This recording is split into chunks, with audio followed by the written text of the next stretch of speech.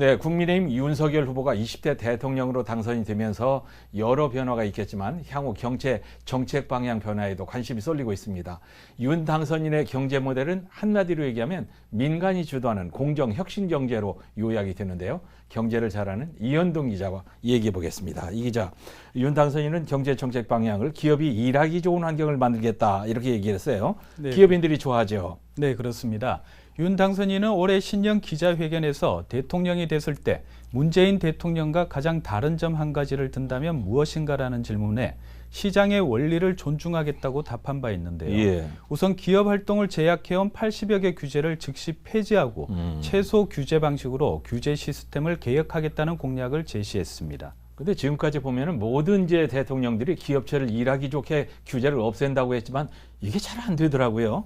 그랬습니다. 또 반도체, 배터리, 미래차 산업에 대한 지원 강화와 함께 성장 잠재력이 큰 벤처기업과 유망 신산업을 집중적으로 지원하는 방안도 공약했습니다. 네.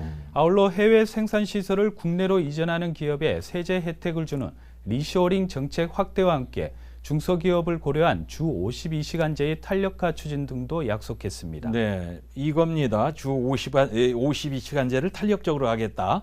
여기에도 중소기업인들이 바라는 바가 크고요. 네. 한국의 주력 산업인 반도체 산업 분야에선 세계적인 반도체 패권 경쟁에 발맞춰 연구개발 시설 투자에 대한 세액 공제 확대와 기술 인력 10만 명 양성, 전력 공업용수 인프라 지원 등을 통해 반도체 초강대국을 이룩하겠다는 구상입니다. 예. 이와 함께 미래 먹거리로 꼽히는 미래차, 2차 전지, 바이오 등 신산업 부문에서도 세제 지원 확대가 추진되고 원자력과 배터리, 태양광, 수소기술 등 에너지 분야에서도 정부 차원의 투자 지원 확대가 예상되고 있습니다. 네, 하여튼 많은 변화가 예상이 됩니다. 부동산 정책에도 큰 변화가 예상되죠. 네, 그렇습니다. 윤 당선인은 공약 등을 통해 종합부동산세의 장기적 폐지를 포함한 세제 변화를 예고했습니다. 종부세의 경우 장기적으로 재산세와 통합하는 방안을 추진하고 단기적으로는 종부세 등 세금 부담을 낮추는 데 더 집중하겠다는 계획입니다. 예. 1주택자의 경우 종부세율을 문재인 정부 출범 이전 수준으로 인하하고 1주택 장기 보유자는 연령과 상관없이 주택 매각가 상속 시점까지 납부 시일을 차례로 미뤄나가는 것을 허용할 방침입니다. 부동산 대출 규제는 주택담보대출 비율 LTV 상한을 높이는 방식으로 완화합니다. 네, 이거 중요한데요. 구체적으로 어떻게 해요? 네.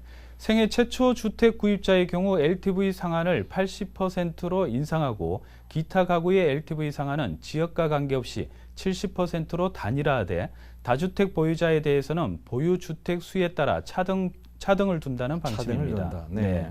또 선거 기간 부동산 시장 안정을 위해 대규모 주택 공급과 함께 재건축 등 부동산 규제를 완화하겠다고 약속했는데요. 네. 집권하면 임기 5년 동안 전국에 250만 호의 주택을 공급하겠다고 공약했습니다. 네. 또 성급한 시행으로 전세가 폭등을 초래했다고 비판받는 임대차 3법도 수술대에 오를 전망입니다. 예, 저는 이제 주식에 관심이 좀 있는데 우리 주식이 지금 제대로 평가를 못 받고 있단 말이에요.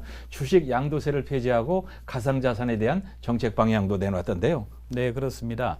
자본시장에서는 개인 투자자 지원 확대에 주력할 것으로 예상되는데요. 대표적인 공약은 주식 양도소득세 폐지입니다.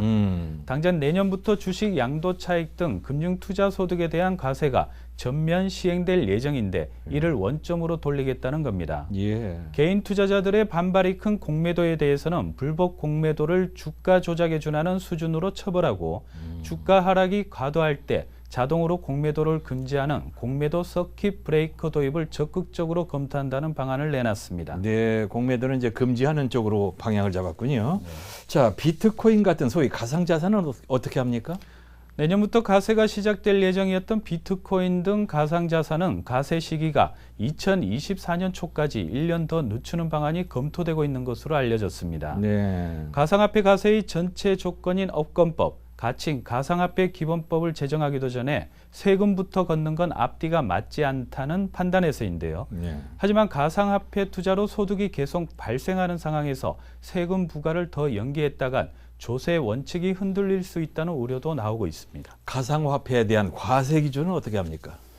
네, 정부는 당초 올해 1월부터 연 250만 원을 넘는 가상화폐 양도소득에 20% 세율로 세금을 매길 예정이었습니다. 예. 하지만 여야는 대선을 앞둔 지난해 11월 말 가세 체계가 마련되지 않았다며 가상화폐 세금 부과를 1년 미루기로 합의한 데 이어 인수위 역시 추가 유예를 들여다보는 상황입니다. 예. 또 최근처럼 가상화폐 시세가 떨어진 마당에 세금을 걷겠다고 나섰다간 770만 투자자들로부터 역풍을 맞을 가능성도 가세 유예를 고민하는 배경으로 보입니다. 예. 이제 기업들이 새 정부에 기대를 많이 하고 바라는 것도 많은 것 같은데 어떻게 더해 주기를 바라는가요? 네, 대한상공회의소가 대선 직전에 국내 기업 450곳을 대상으로 새 정부에 바란다는 기업 의견 조사를 했는데요. 네. 국내 기업들은 새 정부가 향후 5년간 중요하게 추구해야 할 가치로 성장을 가장 많이 꼽은 것으로 나타났습니다. 이어 공정한 경쟁 환경 보장과 사회 경제적 불평등 해소, 법 제도의 선진화, 국가의 글로벌 위상 제고 순으로 매우 중요하다는 응답 비율이 높았습니다. 네. 특히 새 정부의 경제정책 방향에 대해선 응답 기업 4곳 중 3곳이 시장과 민간 중심의 성장 유도를 선택했습니다. 반면 정부 주도의 경기 부양 추진을 꼽은 기업은 26.2%로 집계됐는데요.